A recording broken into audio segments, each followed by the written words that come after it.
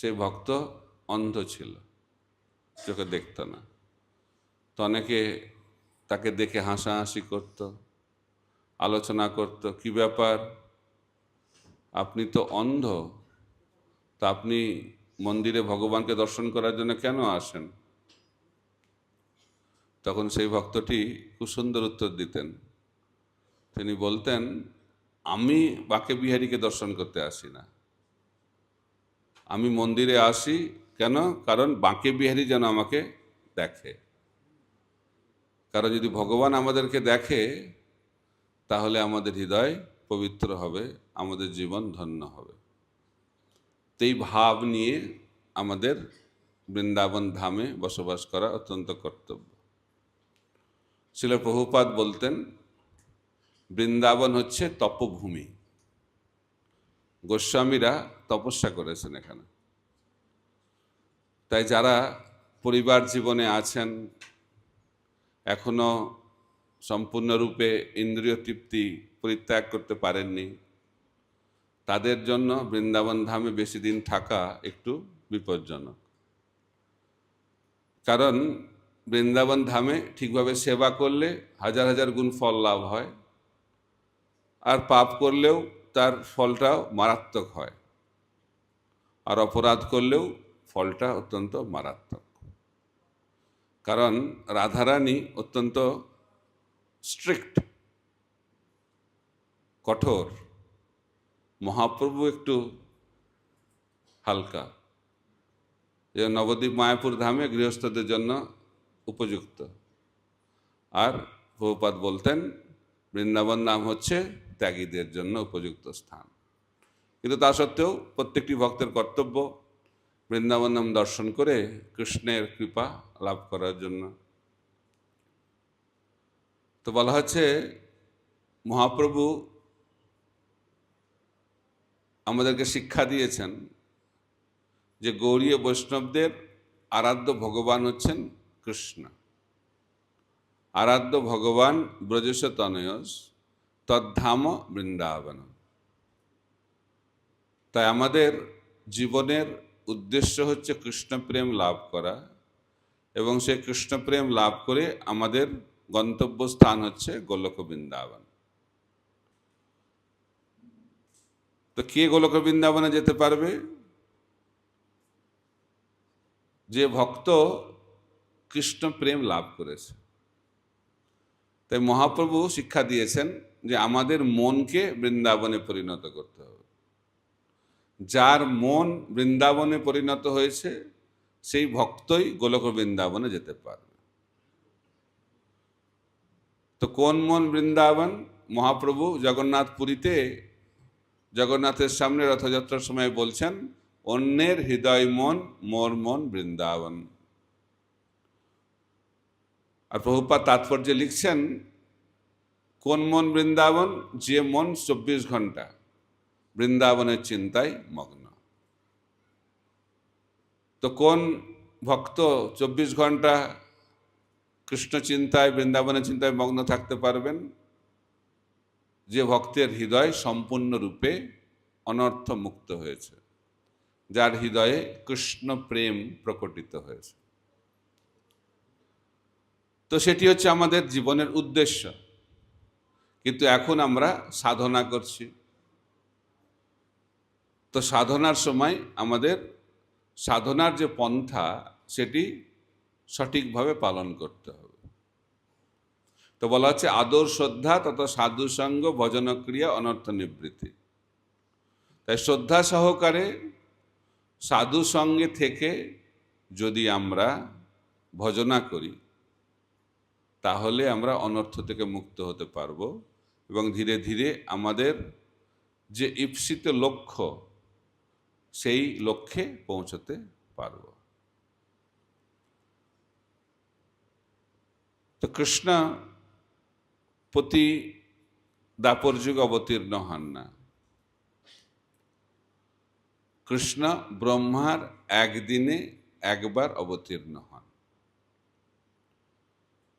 কিন্তু ভগবান কৃষ্ণ বলছেন, পরিত্রাণায় সাধুনাং বিনাশয় চ দুষ্কৃতম ধর্ম সংস্থাপনার্থায় সম্ভব আমি যুগে যুগে। তো ভগবান কৃষ্ণ গীতাতে বলছেন তিনি প্রতিটি যুগে অবতীর্ণ হন, কিন্তু প্রতিটি যুগে যে কৃষ্ণ অবতীর্ণ হন সেটি হচ্ছে কৃষ্ণের যুগ অবতার,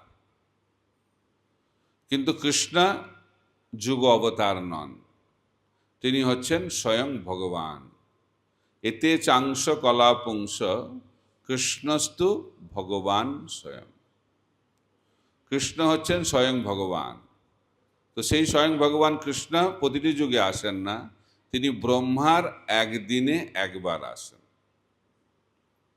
সপ্তম মনুর 28তম চতুর্যুগের দাপরের শেষে কৃষ্ণ অবতীর্ণ হন।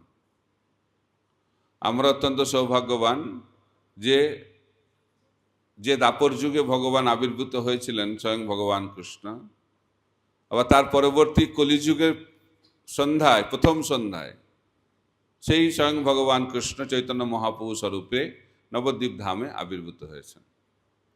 তাই আমাদের অসীম সৌভাগ্য যে আমরা কৃষ্ণচন্দ্র ভগবান এবং তার যে ধাম গোলক বৃন্দাবন সেই সম্বন্ধে জানার এবং সেখানে যাওয়ার জন্য আমরা সুযোগ লাভ করছি। তো বলা হচ্ছে নবদ্বীপ মায়াপুরে চৈতন্য মহাপ্রভুর কৃপা কিভাবে লাভ হয়? হরিনাম সংকীর্তনের মাধ্যমে। জগন্নাথপুরীতে জগন্নাথের কৃপা কিভাবে লাভ হয়? জগন্নাথ মহাপ্রসাদ আস্বাদন করার মাধ্যম দিয়ে। এটা সবাই জানে, কারণ এটা সব থেকে আকর্ষণীয় এবং সব থেকে সহজ। কিন্তু তা সত্ত্বেও হচ্ছে না, কারণ শ্রদ্ধাটা একটু কম রয়েছে। কিন্তু বৃন্দাবনে কৃষ্ণচন্দ্র ভগবানের কৃপা কিভাবে লাভ হবে? বলা হচ্ছে ব্রজধূলি, ব্রজরজ, তার আশ্রয় গ্রহণ করতে হবে। ঠিক আছে? নবদ্বীপে কিভাবে কৃপা লাভ হবে? হরিনাম সংকীর্তনে নৃত্য করতে হবে। জগন্নাথপুরীতে কিভাবে কৃপা লাভ হবে? মহাপ্রসাদ সেবা করতে হবে, আস্বাদন করতে হবে। আর বৃন্দাবনে কি করতে হবে? ব্রজধূলিতে গড়াগড়ি খেতে হবে। ঠিক আছে? আজকে হয়েছে নাকি? হয়নি। তো এটা কোনো বাহ্যিক কার্য নয়। তো সেই সম্বন্ধে আজকে আমি একটু আলোচনা করব, কারণ আজকে আপনারা গেছিলেন গোকুল মহাবনে, ব্রহ্মাণ্ড ঘাট, সেখানে ব্রজরাজের মহিমা কৃষ্ণ প্রকট করেছিলেন। তো বলা হচ্ছে বৃন্দাবনে 3টি জিনিস খুব গুরুত্বপূর্ণ, অনেক গুরুত্বপূর্ণ অনেক জিনিস। 3টে জিনিস। একটা হচ্ছে ধেনু, 2 নম্বর হচ্ছে বেনু, আর 3 নম্বর হচ্ছে রেণু। ধেনু মানে হচ্ছে গাভী, বেনু মানে হচ্ছে বাঁশি, আর রেণু মানে হচ্ছে ব্রজের ধূলি।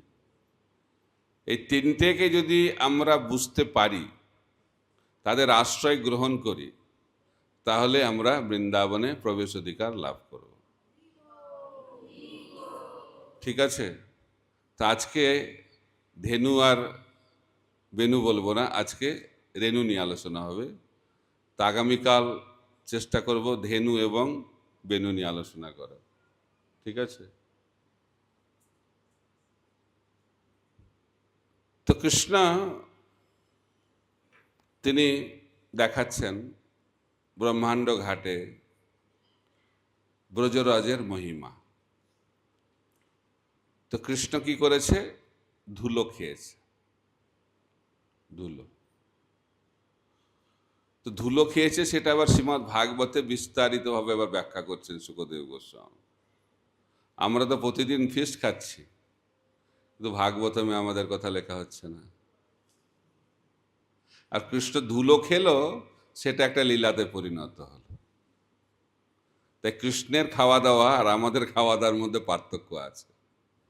তো বলা হচ্ছে কৃষ্ণের কার্য হচ্ছে লীলা, আর আমাদের কার্য লীলা নয়। কেন?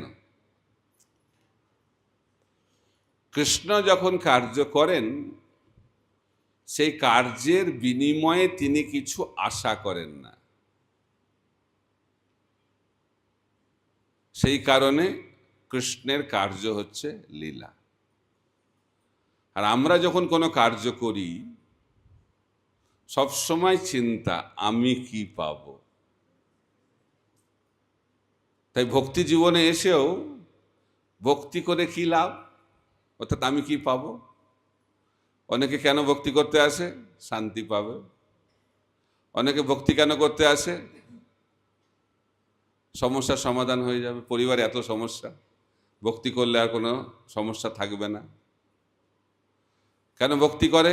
আমি ঐশ্বর্য লাভ করব, চাকরিতে প্রমোশন পাবো, মেয়ের বিয়ে হবে, ছেলের চাকরি হবে, স্বামীর প্রমোশন হবে, এটা হবে, ওটা হবে।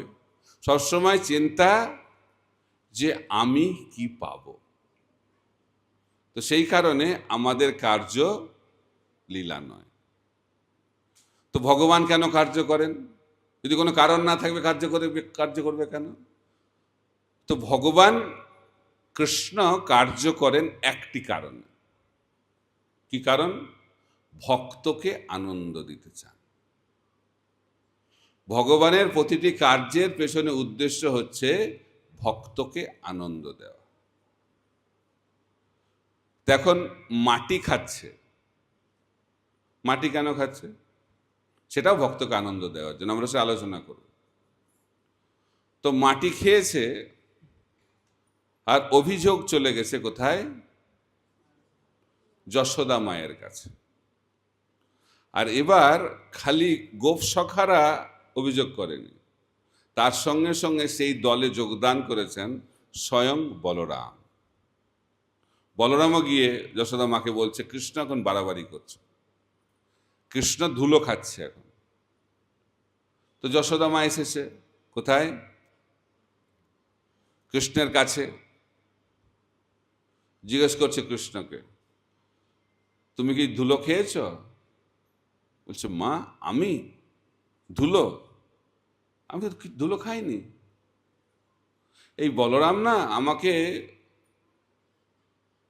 আমার সঙ্গে ষড়যন্ত্র করেছে, এই জন্য গোপসখাদের সঙ্গে মিলিত হয়ে তোমাকে অভিযোগ করেছে যাতে তুমি আমাকে তিরস্কার করো, বকাবকি করো। কিন্তু আমি বলছি আমি ধুলো খাইনি, আমি মাটি খাইনি। কিন্তু দেখা যাচ্ছে যে কৃষ্ণের মুখের চারিদিকে, মুখের ভেতরে সব জায়গাতে খালি মাটি। কিন্তু কৃষ্ণ কি বলছে? আমি মাটি খাইনি। তাহলে কৃষ্ণ মিথ্যে কথা বলছে? তাহলে কৃষ্ণ কি মিথ্যে কথা বলে? কৃষ্ণ তো ভাগবতে বলছেন সত্যং পরম ধীময়ী। কৃষ্ণ হচ্ছেন পরম সত্য। তাহলে এখানে তো দেখা যাচ্ছে কৃষ্ণ মিথ্যে কথা বলছে। মাটি খেয়েছে কিন্তু মাকে বলছে আমি মাটি খাইনি। তাহলে এটাকে নিয়ে একটু আলোচনা করা হোক। আচার্যরা কি বলছেন? আচার্যরা বলছেন কৃষ্ণ মিথ্যে কথা বলেছিল এবং মিথ্যে কথা বলেননি, দুটোই। এটাকে বলে অচিন্ত ভেদা ভেদ তত্ত্ব। তো কৃষ্ণ মিথ্যে কথা বলেছে। কেন মিথ্যে কথা বলেছে? লীলাকে পুষ্ট করার জন্য। যদি মিথ্যে কথা না বলে তাহলে লীলাটা পরিপুষ্ট হবে না। তাই লীলা পুষ্টির জন্য ভগবান অনেক কিছু করে থাকে। তাই যশোদা মাকে আনন্দ দেওয়ার জন্য তিনি মিথ্যে কথা বললেন। এখন প্রশ্ন হচ্ছে, তত্ত্বগতভাবে কৃষ্ণ কি মাটি খেতে পারে? খাওয়া মানে কি? কোনো জিনিস বাইরে আছে সেটাকে ভেতরে দেওয়া। তো মাটি কোথা থেকে এসেছে? আচার্যরা ব্যাখ্যা করছেন। গীতাতে ব্যাখ্যা করা হয়েছে, ভূমির আপ অনল বায়ু খংমান বুদ্ধির এবচ অহংকার ইতিয়ংমে ভিন্না প্রকৃতির অষ্টধা। মাটি, জল, অগ্নি, বায়ু, আকাশ, মন, বুদ্ধি, অহংকার সব এসছে কোথা থেকে? কৃষ্ণ থেকে। তো কৃষ্ণের বাইরে আর ভেতর বলে কিছু আছে নাকি? কৃষ্ণের বাইরে ভেতর বলে কিছু নাই, অন্তর্বহির সব এক।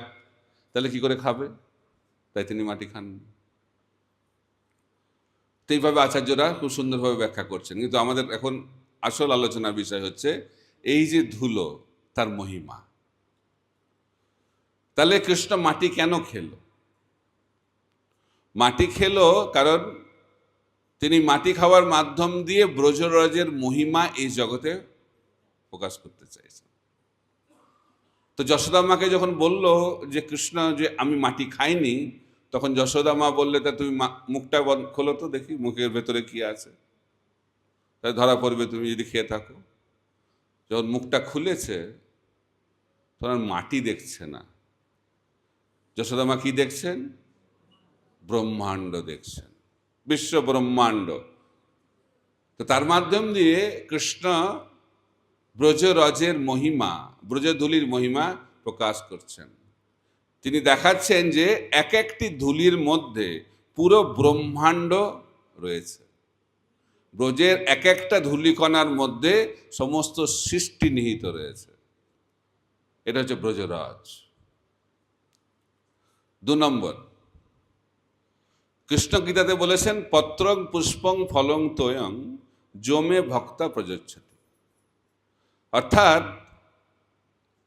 কেউ যদি ভক্তি সহকারে কৃষ্ণকে কি দেয়, পত্র, পাতা, পুষ্প, ফুল, জল, ফল, তাহলে ভগবান সেটা গ্রহণ করে।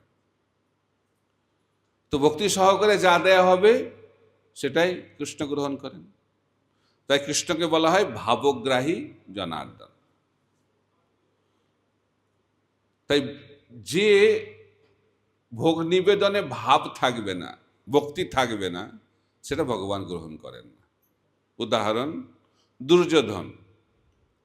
দুর্যোধন কৃষ্ণকে দুপুরের প্রসাদে আমন্ত্রণ জানিয়েছিল, বিশাল আয়োজন, বিশাল আয়োজন, কিন্তু কৃষ্ণ সেখানে যেতে চায়নি, কোনো উৎসাহ নেই।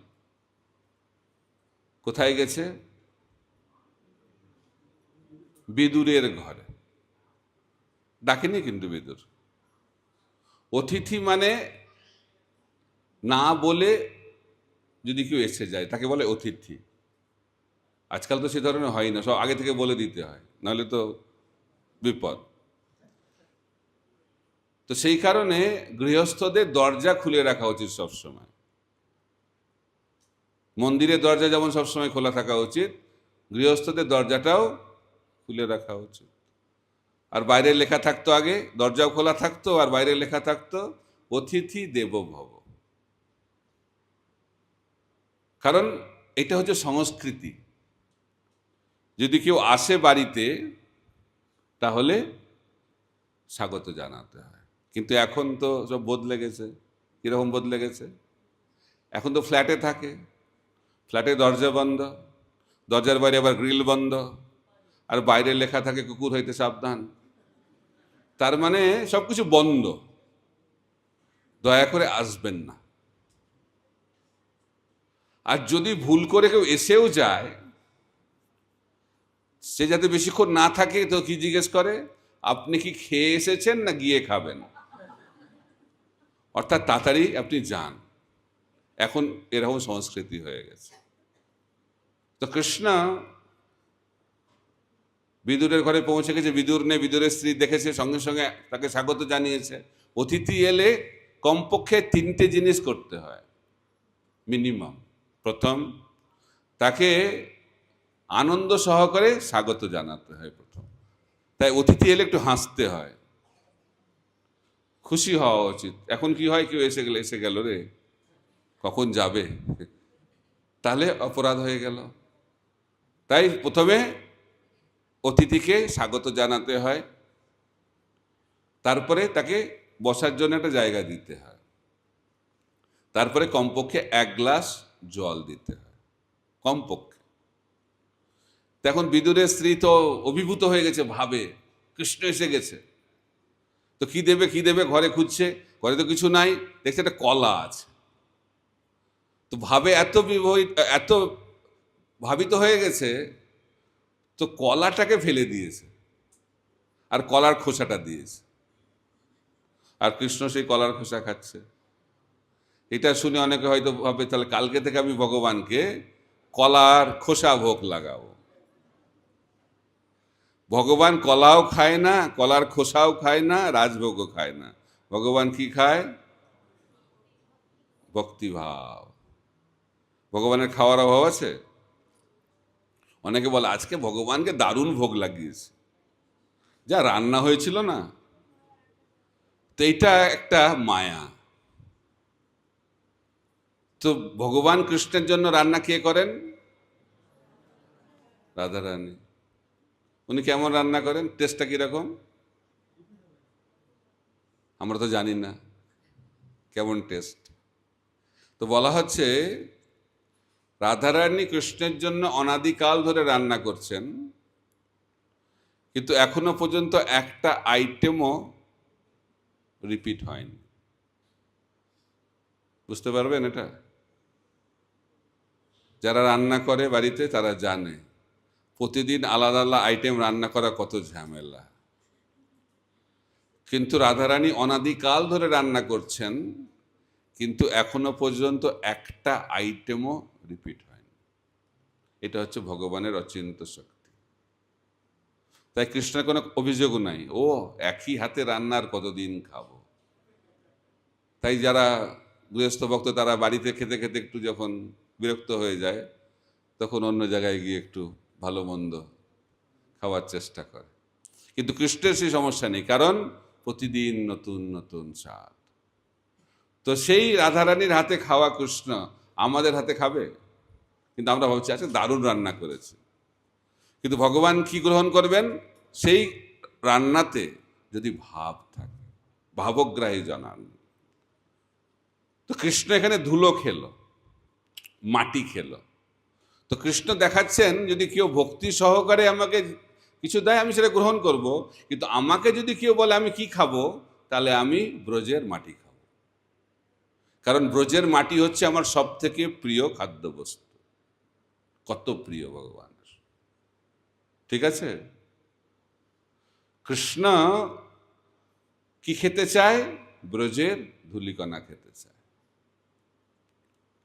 তারপরে আরেকটা শিক্ষা এখান থেকে পাওয়া যায়, কৃষ্ণ মাখনও খায়, আবার কৃষ্ণ মাটিও খায়।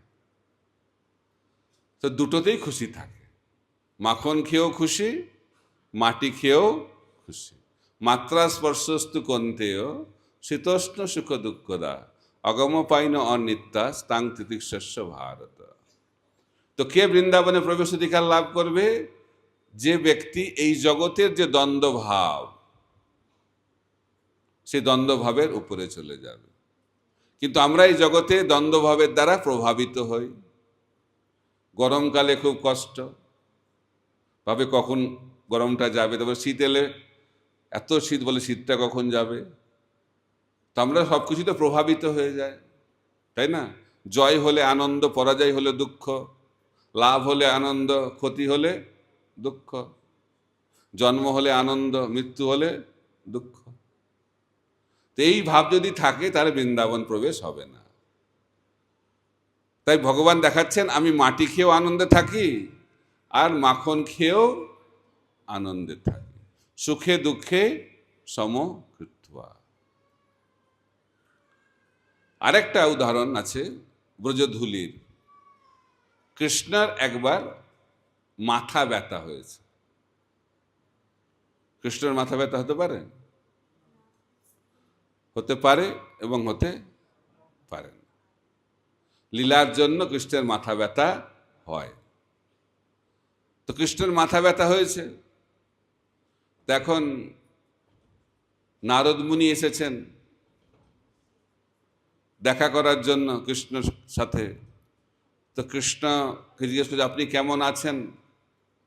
তখন কৃষ্ণ বলেছে আমার মাথা ব্যথা হয়েছে, ওষুধ খাচ্ছি কোনো কাজ হচ্ছে না, কোনো কাজ হচ্ছে না। তাহলে কি হবে?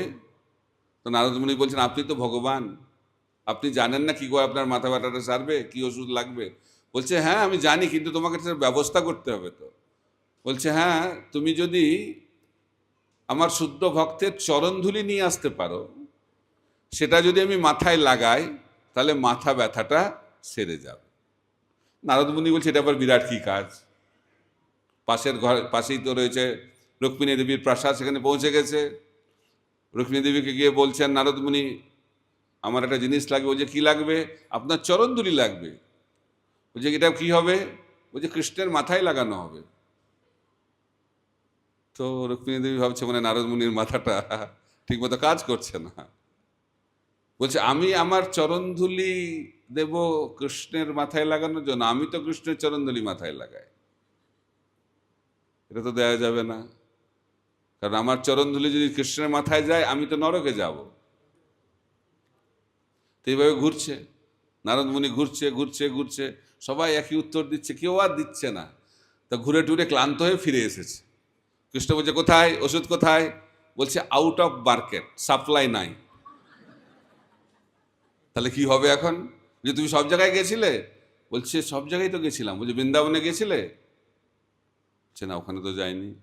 বলছে, ওখানে গিয়ে দেখো যদি সাপ্লাই আছে কিনা। তো বৃন্দাবনে পৌঁছে গেছে নারদ মুনি। ব্রজগোপিকারা, রাধারানী সব যমুনার তীরে কৃষ্ণ বিরহে সব আলোচনা করছে, কৃষ্ণ সম্বন্ধীয় কথা। যখন পৌঁছে গেছে তখন নারদ মুনিকে সম্মান জানিয়েছে, জিজ্ঞেস করেছে, হে নারদ মুনি, কৃষ্ণ কেমন আছে? বলছে, কৃষ্ণ ভালো আছে, কিন্তু মাথাটা একটু ব্যথা আছে, কষ্ট পাচ্ছে খুব, আর মাথা ব্যথা সারছে না। বলছে, আমরা কি করতে পারি? বলছে, কৃষ্ণ বলেছে শুদ্ধ ভক্তের চরণধুলি যদি পায়, তাহলে ওটা মাথায় লাগালে সেরে যাবে। রাধারানী বললেন, আমরা তো ভক্ত হতে পারিনি, কিন্তু কৃষ্ণ ভাবছে আমরা ভক্ত, কোনো অসুবিধা নাই, আমরা দিতে রাজি আছি। তো রাধারানী দিতে শুরু করেছে। রাধারানীকে দেওয়ার যখন শুরু করেছে রাধারানী, সঙ্গে সঙ্গে অন্য গোপিকারাও দিতে শুরু করেছে। আর ব্রজে তো ধুলোর অভাব নেই, এক বস্তা হয়ে গেছে। তো নারদ মুনি ভাবছে, এরা কি জানে, শাস্ত্র জানে? অজ্ঞানে মনে হয় দিচ্ছে। তো জিজ্ঞেস করেছে, আপনাদের কি হবে জানেন? বলছে, হ্যাঁ, আমরা নরকে যাব। বলছে, তাতেও আপনারা দিচ্ছেন কেন? বলছে, দেখুন নারদ মুনি, কৃষ্ণের মাথা ব্যথা হয়েছে এবং কৃষ্ণ কষ্ট পাচ্ছে মাথা ব্যথাতে, সেটা শুনে আমাদের যে কষ্টটা হচ্ছে, সেই তুলনায় আমরা যদি নিত্যকাল নরক বাস করি, সেই যন্ত্রণা কিছুই নয়। এটা হচ্ছে ব্রজগোপিকাদের ভাব। সেই কারণে ব্রজরজ নিয়ে এলো এবং কৃষ্ণের মাথা ব্যথা সেরে গেল। তার মাধ্যম দিয়ে ভগবান কৃষ্ণ এই জগতে দেখালেন যে ব্রজগোপিকারাই হচ্ছে সর্বশ্রেষ্ঠ ভক্ত, এবং তাদের চরণধুলি হচ্ছে আমাদের সর্বশ্রেষ্ঠ সম্পদ। বোঝা যাচ্ছে? তখন কৃষ্ণ মাখনও খায়, আবার মাটিও খায়। কোনটা ভালো? দুটোতেই একই টেস্ট বলছে, চিন্ময়। তো কৃষ্ণ মাখন চুরি করে খায়, আবার ধুলোও চুরি করে খায়, আবার মাটিও চুরি করে খায়। চুরি করে খাওয়ার একটা আলাদা টেস্ট আছে। যা কিছু আমরা সহজে পেয়ে যাই, সেটাতে অত টেস্ট থাকে না। যেটা আমি কষ্ট করে পাবো, সেটাতে আলাদা একটা স্বাদ।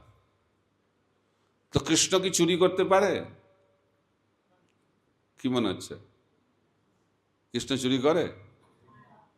চুরি করে এবং চুরি করে না, শিখে গেছেন আপনারা এখন। তো কৃষ্ণ কেন চুরি করে? গোপীরা, যারা বয়স্কা গোপী, তারা খুব আনন্দ পায় কৃষ্ণ যখন চুরি করে খায় না, খুব আনন্দ পায়, আর অভিযোগও করে। কার কাছে গিয়ে অভিযোগ করে? যশোদা মায়ের কাছে গিয়ে অভিযোগ করে। আবার মনে মনে চায় কৃষ্ণ আসুক, চুরি করে খাক। সেজন্য কৃষ্ণ চুরি করে খায়, কারণ ব্রজগোপিকারা চায় কৃষ্ণ চুরি করে মাখন খাক। তাই ভক্তদের আনন্দ দেওয়ার জন্য কৃষ্ণ মাখন চুরি করে। তো বারবার অভিযোগ হচ্ছে। তো তো যশোদা মা বলছে যে আমি তো শাস্তি দেব, কিন্তু প্রমাণ চাইতো, খালি অভিযোগ করলে তো হবে না, প্রমাণ দিতে হবে। বলে ঠিক আছে, প্রমাণ দিয়ে দেবো, হাতে নাতে ধরতে হবে ওকে। তো একদিন কি হয়েছে, একটা গোপী কৃষ্ণকে হাতে নাতে ধরেছে, বলছে আজকে দেখাচ্ছি মজা।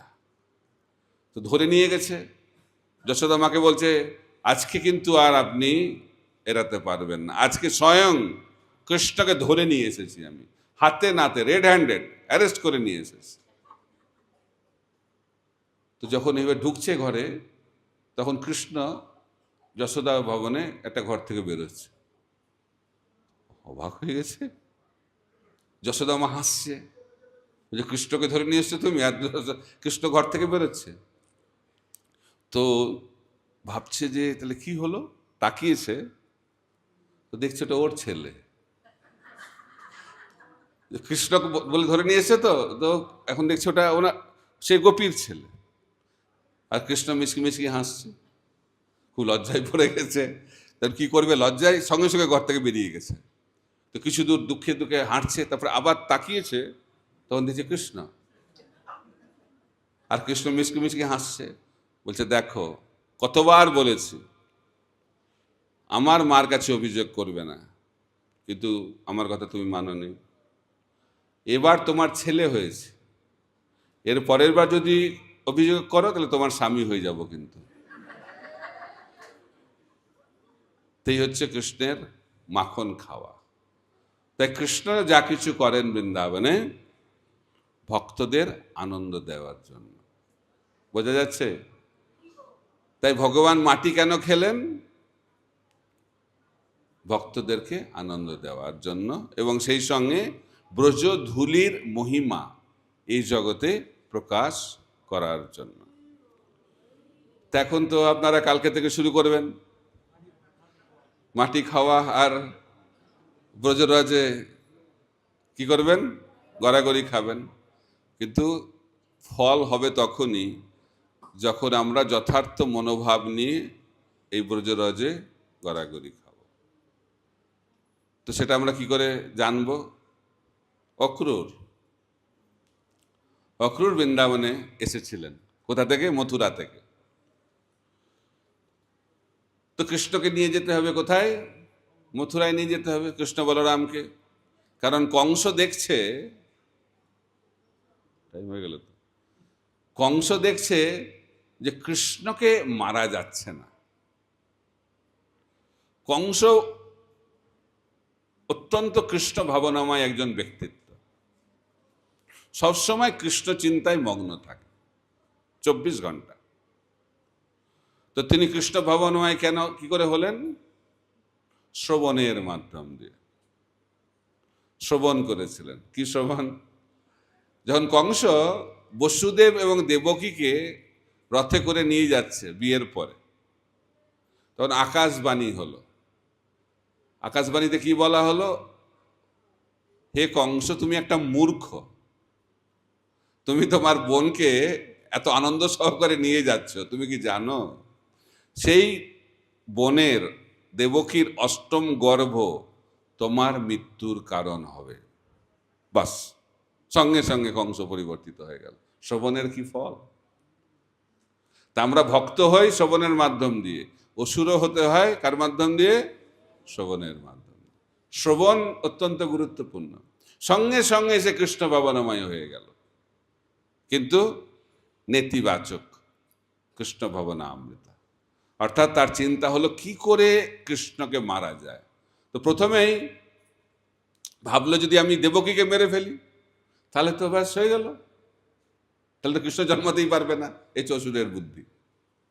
তো একবার আমি ক্লাস দিচ্ছিলাম, তো একটা স্টুডেন্ট বলছে যে কংসর কোনো বুদ্ধি ছিল না, ও জানে যে দেবকীর সন্তান তার মৃত্যুর কারণ হবে, তো বসুদেব এবং দেবকীকে একসঙ্গে কেন রেখেছিল? আলাদা রাখলেই হয়ে যেত। মূর্খ একটা।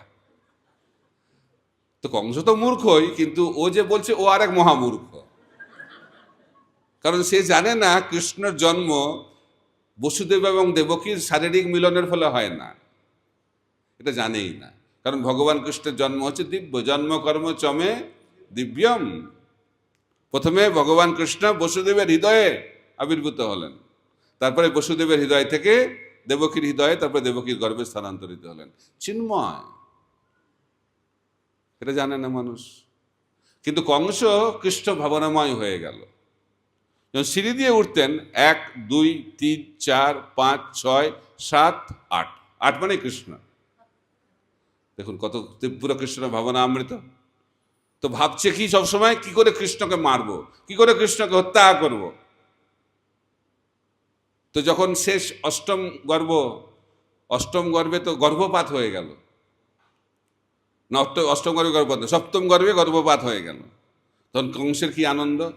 কংস বলছে, দেখো এত ভয়, আমি 6টাকে তো জন্মের পরে মারলাম, এত ভয় হয়েছে জন্মই গ্রহণ করলো না। সে বলছে কে? কংস। এটা অসুরের বুদ্ধি। সে বুঝতেই পারলো না যে বলরাম দেবকীর গর্ভ থেকে কোথায় চলে গেল? রোহিণীর গর্ভে। বুঝতে পারছে না, কি করে বুঝবে? অসুর বুদ্ধি। এখন অষ্টম গর্ভে এখন আর ছেলে হয়নি, মেয়ে হয়ে গেছে। বলছে এখন বদলে দিয়েছে, ভয়ে ছেলে মেয়ে হয়ে গেছে। কে ভাবছে? কংস। ও তো বুঝতেই পারেনি যে বদলা বদলি হয়ে গেছে। তখন তাকে মারতে গেছে, আর যখন মারতে গেছে তখন হাত থেকে উপরে চলে গেছে। যোগমায়া তো, যোগমায়াকে তো আর অসুর স্পর্শ করতে পারে না। তারপর উপরে গিয়ে বলছে, হে মূর্খ, তুমি তো আমাকে মারতে পারবে না, কিন্তু তোমাকে যে মারবে তার ইতিমধ্যে জন্ম হয়ে গেছে। বাস, অবস্থা খারাপ। এখন অর্ডার দিয়ে দিয়েছে, কয়েকদিনের মধ্যে যত বাচ্চা জন্ম গ্রহণ করে সবাইকে মেরে ফেলো। কৃষ্ণের যখন 6 দিন বয়স,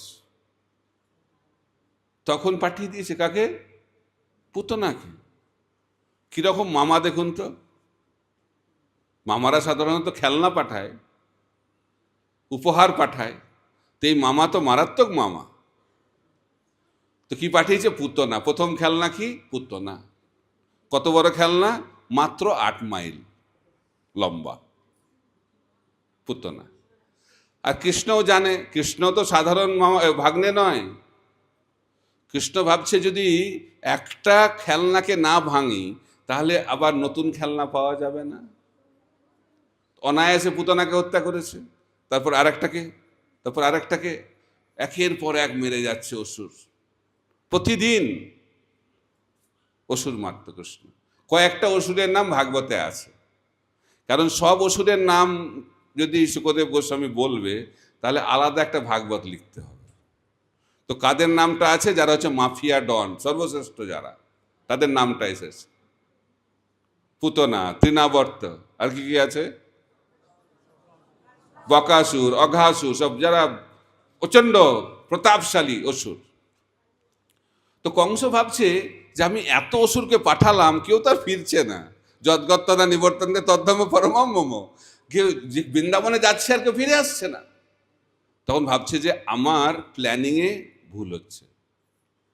কারণ কৃষ্ণ জঙ্গলের ছেলে, তো জঙ্গলে থাকলে খুব শক্তিশালী, তাকে শহরে নিয়ে আসতে হবে। আর শহরে নিয়ে এলে আমি তাকে অতি সহজে মেরে ফেলবো। সেই জন্য কে যাবে? অক্রুর যাবে। তো অক্রুর হচ্ছে কংসের দলের লোক, কিন্তু কৃষ্ণ ভক্ত। তখন অক্রুর রথে করে যাচ্ছে। তো রথে করে যখন যাচ্ছে, মথুরা থেকে নন্দগামে গিয়ে পৌঁছে গেছে বর্ডারে, বৃন্দাবনের বর্ডারে। তো যখনই বর্ডারে পৌঁছেছে তখন কৃষ্ণ বলরামের চরণ যে ছাপ ব্রজের, সেটা দেখতে পেয়েছে। আর সঙ্গে সঙ্গে অক্রুর কি করেছে? সে রথ থেকে লাফিয়ে রথের বাইরে এসে ব্রজের ধূলিকণাতে গড়াগড়ি খেতে শুরু করেছে। শ্রীমদ্ ভাগবতে ব্যাখ্যা করা হচ্ছে, বৃন্দাবনে প্রবেশ অধিকার এইভাবেই লাভ হয়। ব্রজের ধূলিকণাতে গড়াগড়ি খেতে হবে। কিন্তু কে যথার্থভাবে ব্রজের ধূলিকণায় গড়াগড়ি খেতে পারে? তার 3টে গুণ থাকতে হবে। শ্রীমদ্ ভাগবতে ব্যাখ্যা করা হচ্ছে 10ম স্কন্ধে। প্রথম, অক্রুরের মধ্যে 3টি গুণাবলী দেখা গেছিল। অহংকার থেকে পূর্ণরূপে মুক্ত হতে হবে, ভয় থেকে সম্পূর্ণরূপে মুক্ত হতে হবে এবং সমস্ত শোক থেকে পূর্ণরূপে মুক্ত হতে হবে। যে ভক্ত অহংকার, ভয় এবং শোক থেকে সম্পূর্ণরূপে মুক্ত, সেই ভক্তই যথার্থভাবে ব্রজের রজে গড়াগড়ি খেতে পারে। এটা বাহ্যিক কোনো ব্যাপার নয়। তাই অহংকার কিভাবে ত্যাগ করলো অক্রূর? রথ থেকে নেমে। অর্থাৎ বৃন্দাবনে গাড়ি করে প্রবেশ করা যায় না। এই রথ, ঐশ্বর্য, প্রতাপ এগুলো হচ্ছে অহংকারের লক্ষণ। এই জগতে মানুষ অত্যন্ত অহংকারী। কিসের অহংকার? যার পয়সা আছে পয়সার অহংকার, যার সৌন্দর্য আছে সৌন্দর্যের অহংকার, যার পজিশন আছে পজিশনের অহংকার, বিভিন্ন ধরনের অহংকার। আবার কলিযুগে ছোট ছোট ব্যক্তিরও অহংকার। তো যারা ছোট ছোট কার্য করে তারাও বলে যে আমি সর্বশ্রেষ্ঠ একজন ব্যক্তি, আমি সর্বশ্রেষ্ঠ ভিক্ষুক, আমি সর্বশ্রেষ্ঠ রিক্সাওয়ালা। তো বিভিন্নভাবে মানুষ তার অহংকারকে প্রকট করে। কিন্তু যদি আমাদের অহংকার থাকে, অহংকার কোথা থেকে আসে? দেহাত্ম বুদ্ধি থেকে আসে, অজ্ঞান থেকে আসে। তাই আমাদেরকে দেহাত্ম বুদ্ধিকে পরিত্যাগ করতে হবে। বৃন্দাবনে কে প্রবেশ অধিকার লাভ করতে পারে? যে দেহাত্ম বুদ্ধি থেকে মুক্ত। আমি দেহ নই, আমি হচ্ছি আত্মা। জীবের স্বরূপ হয় কৃষ্ণের নিত্য দাস। আর মহাপ্রভু শিক্ষা দিচ্ছেন, ব্রজে কৃষ্ণের দাস হলেও হবে না, ব্রজবাসীদের দাস হতে হবে। গোপী ভর্তৌ পদকমলয়োর দাস দাস দাস দাস অনুদাস। ভক্তের দাস হতে হবে। ভগবান বলছেন, যে বলে আমার দাস সে আমার দাস নয়, যে আমার ভক্তের দাস সে আমার দাস। তাই আমাদেরকে ব্রজবাসী ভক্তদের দাসত্বকে স্বীকার করতে হবে প্রথম। তাহলে অহংকার থেকে আমরা মুক্ত হব। 2 নম্বর, ভয়।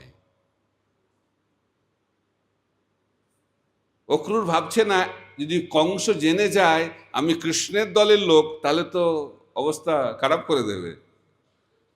আমার পরিবারকে হত্যা করতে পারে, আমাকে হত্যা করতে, যা কিছু করতে পারে। কিন্তু তার কোনো ভয় নেই। কৃষ্ণ ভক্ত হচ্ছে অভয়, সমস্ত ভয় থেকে মুক্ত। এই জগতের মানুষ সবসময় ভীত, সবসময় ভয়ে ভয়ে রয়েছে। ভয় কোথা থেকে আসে? ভয়ের কারণ হচ্ছে পরিবর্তন। এই জগৎটা হচ্ছে পরিবর্তনশীল। আমরা পরিবর্তনকে খুব ভয় পাই। আর কি কারণে ভয় পাই? যেটা আমার আছে সেটা হারানোর ভয়, তাই না? যার টাকা আছে টাকা হারানোর ভয়, যার সৌন্দর্য আছে সৌন্দর্য হারানোর ভয়, যার পজিশন আছে পজিশন হারানোর ভয়, আর সব থেকে বড় ভয় এই শরীরটা হারানোর ভয়, মৃত্যু ভয়। তাই জগতের মানুষ সবসময় ভীত। তাই আমাদের এই পরিবর্তন থেকে মুক্ত হতে হবে। এই জগতে সবকিছু হচ্ছে পরিবর্তনশীল। এই শরীর পরিবর্তনশীল, কিন্তু আত্মা অপরিবর্তনশীল, ভগবান অপরিবর্তনশীল, আর ভগবানের সঙ্গে আমাদের সম্বন্ধ হচ্ছে অপরিবর্তনশীল। তাই আমরা যদি দেহাত্ম বুদ্ধি থেকে মুক্ত হতে পারি, তাহলে আমরা ভয় থেকে মুক্ত হব। দেহাত্ম বুদ্ধি নিয়ে বৃন্দাবনে প্রবেশ অধিকার সম্ভব নয়। দেহাত্ম বুদ্ধি থেকে মুক্ত হতে হবে। আর 3 নম্বর, শোক। শোক আমরা করি কেন? কারণ আমরা ভাবছি এটা আমার, চলে গেল, আমার নিজের লোক চলে গেল, আমার টাকা পয়সা চলে গেল, আমার এটা চলে গেল, ওটা চলে গেল। গীতাতে কি বলা হচ্ছে? ব্রহ্মভূত প্রসন্ন আত্মা ন শোচতি না কাঙ্ক্ষতি সমসর্বেষু ভূতেষু মদ্ভক্তি লভতে পরম। তাই আমাদেরকে দুটো জিনিস ছাড়তে হবে। কি কি? ব্রহ্মভূত প্রসন্ন আত্মা ন শোচতি, অনুশোচনা, শোক, আর আকাঙ্ক্ষা। এই জগতে যেটা আমার নাই, যে জিনিসটা সেটা পাওয়ার আকাঙ্ক্ষা করি আমরা, আর যেটা হারিয়ে গেছে সেটা হারানোর শোক। তা এই শোক যদি আমরা না ত্যাগ করতে পারি, তাহলে বৃন্দাবন প্রবেশ হবে না। অক্রুর ভাবছেন ও আমার পরিবারকে কে দেখবে, কে দেখবে, এই চিন্তা ওই চিন্তা, এই ধরনের কোনো চিন্তা নেই। তাই শোক থেকে সম্পূর্ণরূপে মুক্ত। তাই অক্রুর যেহেতু শোক থেকে পূর্ণরূপে মুক্ত ছিল, অক্রুর যেহেতু সমস্ত অহংকার থেকে মুক্ত ছিল, অক্রুর যেহেতু সমস্ত ভয় থেকে মুক্ত ছিল, সেই কারণে তিনি বৃন্দাবনে প্রবেশ অধিকার লাভ করেছিলেন এবং কৃষ্ণ বলরামের দর্শন পেয়ে কৃষ্ণ বলরামের কৃপা লাভ করেছিলেন। ঠিক আছে? হরে কৃষ্ণ কৃষ্ণ কৃষ্ণ হরে হরে, হরে রাম রাম রাম হরে হরে।